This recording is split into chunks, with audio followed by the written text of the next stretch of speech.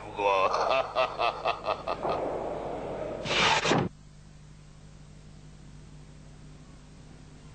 Αχ, τα νιάτα δεν ησυχάζουν ποτέ.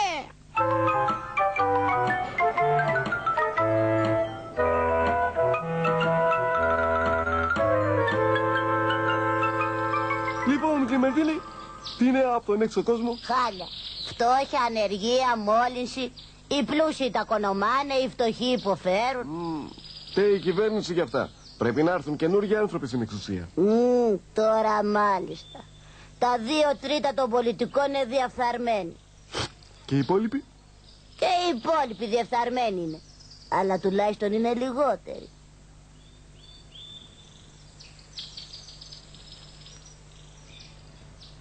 Έλα εδώ ρε. Πάρε μέσα τα καζάκια. Ογκαρία ρε αλήτη. Παγαίνε μέσα ρε.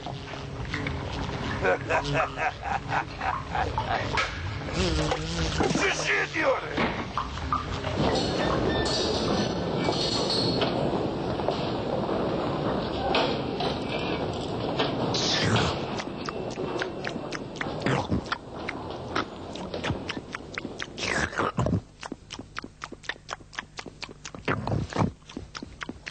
Το πουλάκι Κλιμεντίνη μου είπε ότι θα γίνουν εκλογές.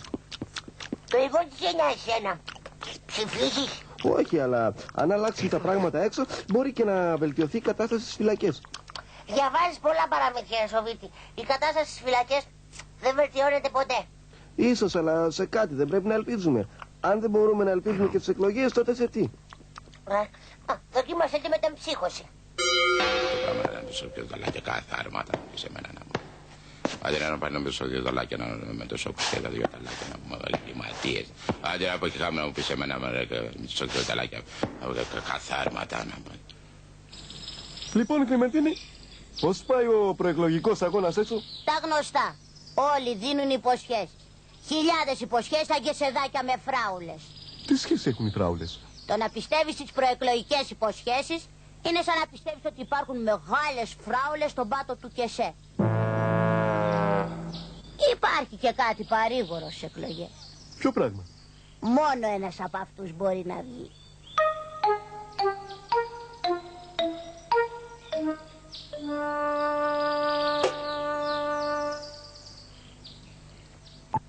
Θα πρέπει να σε τρελώσει, Σοβίτη, για να πιστεύεις ότι οι εκλογές μπορούν να αλλάξουν την κατάσταση στις φυλακές. Τι θες να πεις δηλαδή, στις φυλακές δεν αλλάζει ποτέ τίποτα?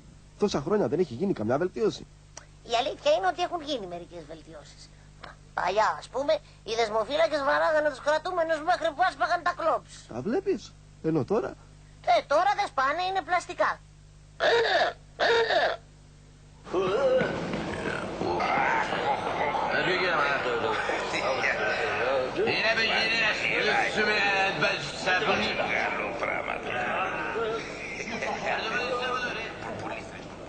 Είμαι σίγουρος ότι θέλουν να εκμεταλλευτούν πολιτικά την εκτέλεσή μου.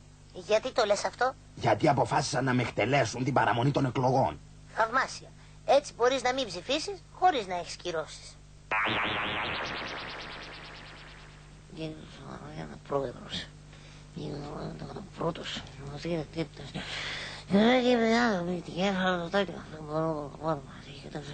Ο καλύτερος.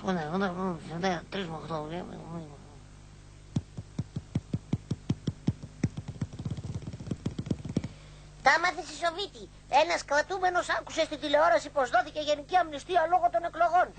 Σοβαρά μιλάς? Αυτό είναι φοβερό. Είναι φοβερό. Είμαι πάλι ελεύθερος. Είμαι πάλι ελεύθερος. Δεν μου λες, πού τι βρήκε την τηλεόραση αυτός ο κρατούμενος? Έχει ζωγραφίσει μία μόνος του στον τοίχο του κελιού του.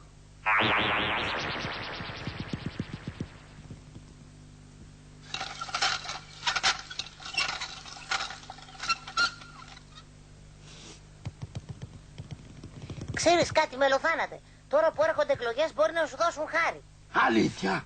Το πιστεύεις αυτό, Μοντεχρήστο? Πες μου, το πιστεύεις? Όχι.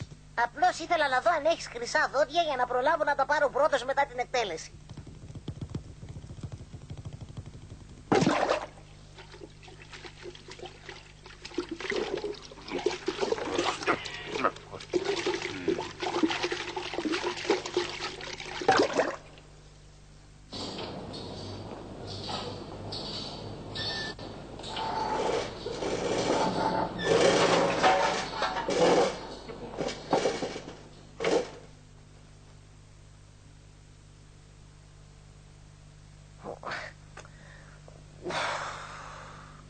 Τι είναι όλα αυτά?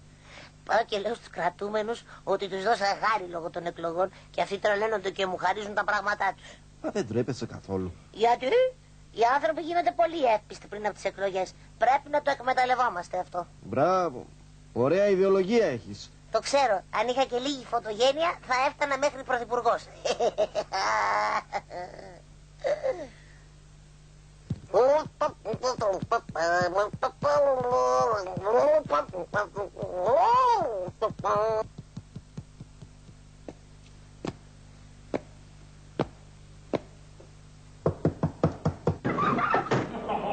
Κύριε Φύλακα, μπορείτε να μου πείτε ποιος κέρδισε τις εκλογές?